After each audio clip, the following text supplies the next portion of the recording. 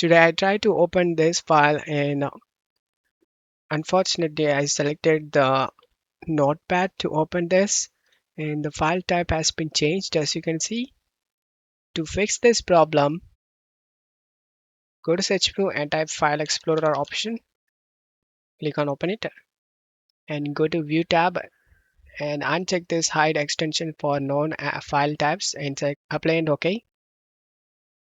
Now right click on the desktop and select new and select text document.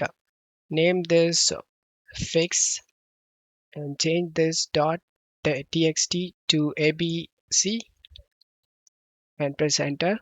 Select the yes option and now right click on the problematic file and select open with and select choose an app on web PC.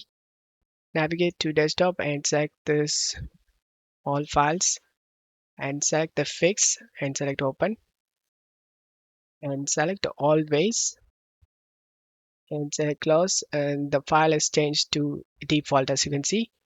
Now just delete this and you can restart to get back normal, and that's how you can fix this problem guys. I hope this video helped you. If the video helped you, don't forget to leave a like and subscribe. Thank you.